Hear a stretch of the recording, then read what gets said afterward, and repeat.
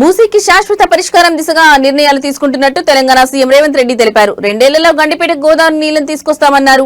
Assembly సమావేశాల సందర్భంగా CM Revanth Reddy శాసనసభలో మాట్లాడుతూ నదీ పరివాహక ప్రాంతాల్లో అభివృద్ధి జరుగుతుందన్నారు. ప్రణాళికాబద్దంగా మూసీ ప్రక్షాళన జరుగుతున్నట్టు క్లారిటీ ఇచ్చారు. ప్రతిపక్ష నేతలు మూసీ పరివాహక ప్రాంతంలో ఉండగలరా అని ఆయన ప్రశ్నించారు. మూసీ నది అనంతగిరిలో మొదలై 240 కిలోమీటర్ల దూరం ప్రయాణిస్తుందని, ఈసా మూసా నదులు బాఫుఘట్ దగ్గర కలుస్తాయన్నారు. అందుకే అక్కడ గాంధీ సరోవర్ ప్రాజెక్టు చేపట్టామని వివరించారు. మూసీ కాలుష్యం కంటే కొందరు మనుషుల కడుపులో ఉన్న విషయం అత్యంత ప్రమాదకరమన్నారు. ప్రజలకు నిజాలు తెలియొద్దని చర్చ జరగకుండా చూడాలనుకుంటున్నారా అని ప్రశ్నించారు.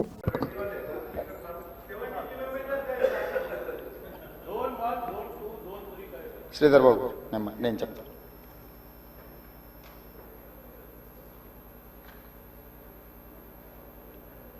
చాలామంది సభ్యులు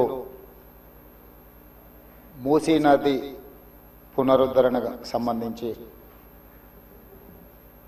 ప్రశ్నలు అడగడం, సూచనలు చేయడం,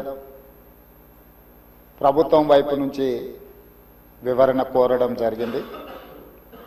మా సహచార మంత్రివర్గ సభ్యులు వీలైనంత మేరకు వాటికి సంబంధించిన సమాచారాన్ని అందించే ప్రయత్నం చేసిండ్రు. శ్రీధర్ బాబు గారు అందించిన సమాచారానికి అదనంగా కొంత ఇలాంటి శాఖ నేనే ప్రత్యక్షంగా నిర్వహిస్తున్నా.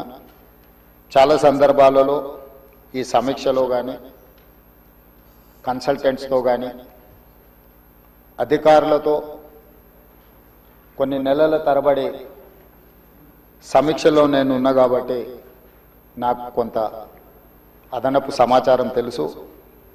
ఈ సమాచారాన్ని సభ ముందు సభ్యులకు వివరించడం బాధ్యతగా భావించి తమ దగ్గర సమయం తీసుకొని ఈ వివరాలను సభ ముందు పెట్టే ప్రయత్నం చేస్తున్న అధ్యక్ష, మూసీ నది వికారాబాద్ జిల్లా అనంతగిరి కొండల్లో మొదలయ్యి నల్గొండ జిల్లా వాడపల్లి దగ్గర కృష్ణానదిలో కలుస్తుంది.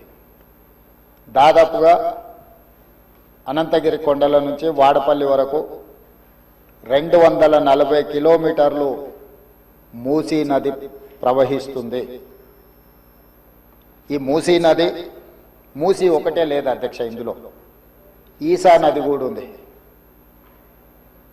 मेरे ख्याल से अकबरुद्दीन साहब को पता है, उस्मान सागर तक 1908లో ఈ నగరం మీద వరద తుఫాను ఉప్పెనై వేలాది మందిని బలిగొన్నప్పుడు నిజాం సర్కార్, నిజాం ప్రభు మనసు చెల్లించి ఈ సమస్యకు శాశ్వత పరిష్కారం చూపించాలి అని చెప్పి ప్రపంచ స్థాయిలో ఆ రోజుల్లోనే టెండర్లు పిలిచి సాంకేతిక నిపుణులను నియమించి మోక్షగుండం విశ్వేశ్వరయ్య ద్వారా శాశ్వతంగా ఈ నగరానికి వరద ముప్పు నుంచి రక్షించడమే కాకుండా తాగునీటి సమస్యను పరిష్కరించడానికి 1908లో నిజాం సర్కార్ ఈ కార్యక్రమాన్ని, ఈ ప్రాజెక్టును చేపట్టడం జరిగింది.